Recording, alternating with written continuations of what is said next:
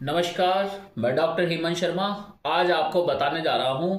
जैसे कि मुझसे बहुत बार ये क्वेश्चन पूछा गया कि अगर किसी का एक्सीडेंट होता है या कोई चोट लगती है या कोई बहुत ज़बरदस्त एक्सीडेंट है, हेड इंजरी है, मल्टीपल पॉलीट्रॉमा है, हड्डियां टूट गई है, छाती में पानी भर गया है, एब्डोमेन में ऑर्गन इंजरी है, तो अब इस पेशेंट को हम कैसे रिससिटेट करें, क्या दें कि पेशेंट की जान के लिए खतरा ना हो, और कितना दें और कैसे इसकी लाइफ सेव करें।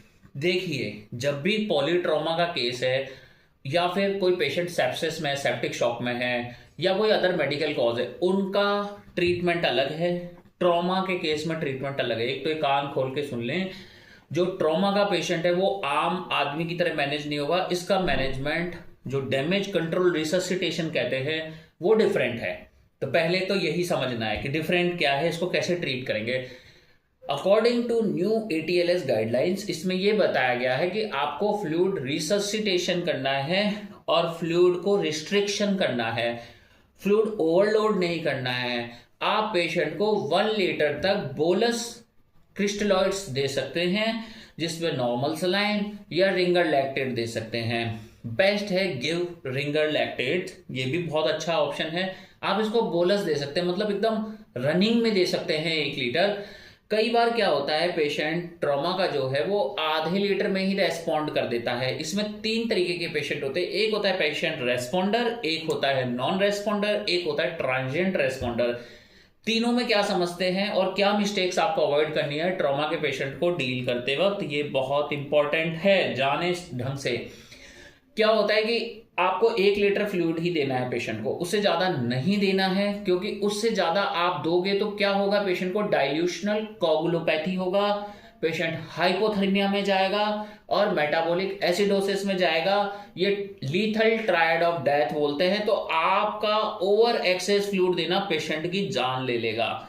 तो never ever do such blunder और use mistake while you treating trauma patient और पॉलीट्रॉमा पेशेंट। ठीक है, ध्यान रखें। आपको लगेगा फ्लूइड से मैं उसकी जान बचा रहा हूं, पर आप जान नहीं बचा रहे, उसको और क्रिटिकल कर रहे हैं केस को।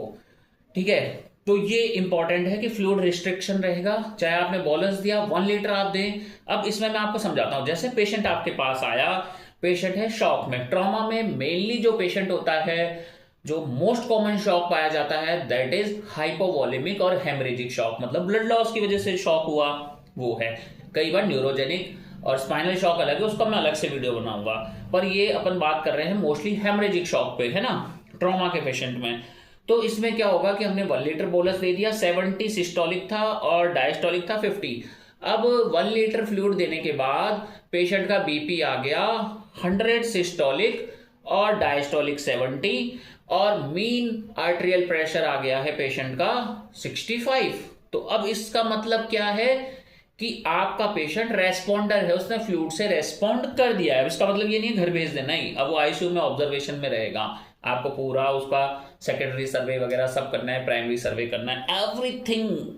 ठीक है, एडजेंट्स देखने हैं क्या क्या है, वो सब करेक्ट करना। वो मैं यहाँ कवर नहीं कर रहा हूँ, मैं मोस्टली आपको रिससिटेशन बता रहा हूँ ट्रॉमा का।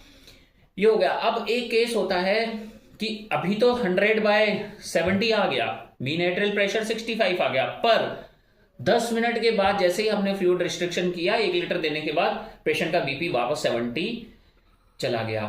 तो ये क्या है, एक बार रेस्पॉन्ड किया, उसके बाद फिर नॉन रेस्पॉन्डर हुआ, that is transient responder. Transient responder एक बार रेस्पॉन्ड करने के बाद दोबारा रेस्पॉन्ड नहीं कर पा रहा। तीसरा ऑप्शन ये हो सकता है कि सेम पेशेंट है, 70/50 इसका बीपी है, सिस्टोलिक और डायस्टोलिक। इस केस में क्या हो रहा है, पेशेंट का 70 पहले सिस्टोलिक था, 1 लीटर देने के बाद भी बीपी गया है 60/40, मतलब और नीचे चला गया। तो इसका मतलब पेशेंट नॉन रेस्पॉन्डर है, पेशेंट रेस्पॉन्ड नहीं कर रहा है, दैट इज नॉन रेस्पॉन्डर।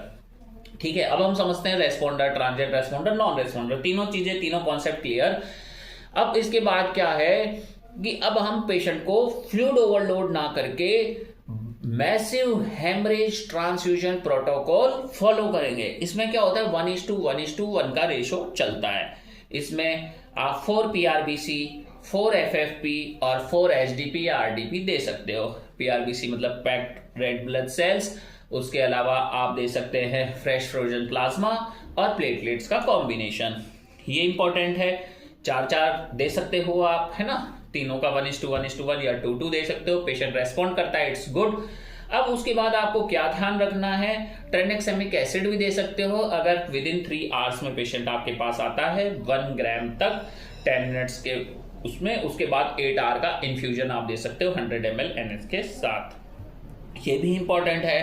अब मैं आपको बताता हूं, जो पेशेंट है इससे आपका फ्लूइड रिससिटेशन बढ़िया रहेगा, पर अगर आपने एक्सेस फ्लूइड दे दिया तो उसका रीजन मैंने बताया था, दैट इज मोर डेंजरस। अब यहाँ पे क्या होता है कि हम बहुत excess massive blood transfusion protocol follow कर रहे हैं, तो इसमें मैसिव ब्लड ट्रांसफ्यूजन के कॉम्प्लिकेशंस भी हो सकते हैं, जैसे कि कोई ब्लड का रिएक्शन हो सकता है, ट्रांसफ्यूजन रिलेटेड लंग इंजरी हो सकती है, ARDS हो सकता है, तो कॉम्प्लिकेशन हो सकता है, पर हमें पेशेंट का जान सेव करना है। अब और क्या चीजें हम फॉलो कर सकते हैं पेशेंट को बचाने के लिए, इसमें बोला जाता है परमिसिव हाइपोटेंशन। परमिसिव हाइपोटेंशन क्या होती है, इसमें ये बोला जाता है जो मीन आर्टेरियल प्रेशर है वो 65 to 70 के बीच में हमें रखना है, ये ज्यादा नहीं रखना है। पेशेंट का बीपी हमें नॉरेड वगैरह कुछ नहीं चलाना है, कोई भी ऐसा सपोर्ट नहीं चलाना है, पेशेंट का बीपी नहीं आ रहा है, हमें उसे परमिसिव हाइपोटेंशन में रखना है, चाहे सिस्टोलिक 90 रहे। अब परमिसिव हाइपोटेंशन क्यों, क्योंकि अगर हमने पेशेंट का बीपी बढ़ा दिया, वेसल कॉन्स्ट्रिक्ट होगा, कहीं से कोई आर्टरी कटा हुआ है या कोई बोन ब्लीड है, तो जब बीपी हाई रहेगा तो ब्लीडिंग बहुत रैपिड होगा, बहुत तेज होगा और पेशेंट का जान जल्दी चला जाएगा। तो पेशेंट और कोगुलोपैथी भी होगा, मेटाबॉलिक एसिडोसिस भी होगा, हाइपोथर्मिया भी होगा, तो उस केस में हमें परमिसिव हाइपोटेंशन रखना, मतलब बीपी लोअर साइड भी रखना है पेशेंट का, पर ध्यान रहे मीन आर्टेरियल प्रेशर 65 के नीचे नहीं होना चाहिए। तो इससे क्या होगा, ब्लीडिंग का चांस कम होगा और पेशेंट का थोड़े टाइम के लिए ऑर्गन परफ्यूजन तो मेंटेन रहेगा इसमें, है ना। पर ये एक चीज में कॉन्ट्राइंडिकेटेड है, जो कि हम बोलते हैं परमिसिव हाइपोटेंशन। अगर पेशेंट को हाइपोक्सिक ब्रेन इंजरी है तो परमिसिव हाइपोटेंशन नहीं रखना, अदरवाइज ब्रेन में और हाइपोक्सिया होगा, ब्रेन तक ऑक्सीजन नहीं पहुंचेगा, ब्लड सप्लाई प्रॉपर नहीं पहुंचेगा। तो ये चीजें एक वेल एक्सपर्ट डॉक्टर को पता होती है कब क्या करना है, क्या सिम्टम्स है न्यूरोजेनिक शॉक के, क्या सिम्टम्स हैं हेड इंजरी के। अगर कोई फीमर फ्रैक्चर है तो आप उसमें थॉमस स्प्लिंट अप्लाई कर सकते हैं, कोई रेडियस अल्ना फ्रैक्चर है, यूब्रस फ्रैक्चर है तो क्रैमर वायर बांध सकते हैं, ठीक है। आपको ब्लीडिंग को स्टेबलाइज करना है। और अगर आपको लग रहा है कोई एब्डोमिनल इंटरनल ऑर्गन ब्लीड कर रहा है इन स्पाइट ऑफ रिससिटेशन, कुछ इंप्रूवमेंट नहीं आ रहा, तो आप उसका डैमेज कंट्रोल सर्जरी कर सकते हैं, बकोटा बैग लगा के रखें, फिर आईसीयू मॉनिटरिंग करें और बाद में डेफिनेटिव सर्जरी पे आप जा सकते हैं। तो ये सारी चीजें रहेंगी पेशेंट का लाइफ सेविंग। एयरवे थ्रेटेंड है तो इंट्यूबेट आप कर सकते हो पेशेंट को, वो इमीडिएटली रैंडम चलेंगी चीजें, रिससिटेशन, इंट्यूबेशन, एवरीथिंग, है ना।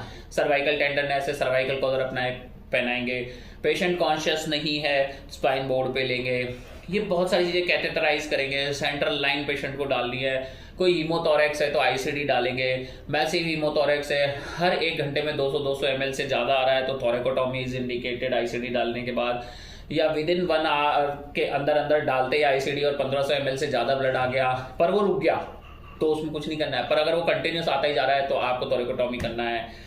ये बहुत सारी चीज़ों की गाइडलाइंस है, पर मैंने आपको एक मोटा मोटा छोटा छोटा एक रफ आइडिया यहाँ पे दिया है कैसे पेशेंट को मैनेज करना है, क्या ट्रीटमेंट रहेगा। उसके अलावा ग्लूकोज आपको देखना है, एबीजी करा के देखना है, एसिडोसिस में तो नहीं है, एल्कलोसिस में नहीं है, वो चीज़ें भी आपको करेक्ट करनी है, ठीक है।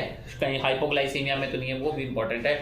वीडियो अच्छा लगता है लाइक करें, चैनल में नए हैं सब्सक्राइब करना ना भूलें। अगर आपके भी पास ऐसा कोई पेशेंट आता है जिसको ट्रॉमा है, पॉलीट्रॉमा है और क्रिटिकल है, तो ध्यान रखें, मिस्टेक्स अवॉइड करनी है, प्रॉपर ट्रीटमेंट करना और पेशेंट का लाइफ सेव करना है। थैंक यू, धन्यवाद, गुड बाय, नमस्कार।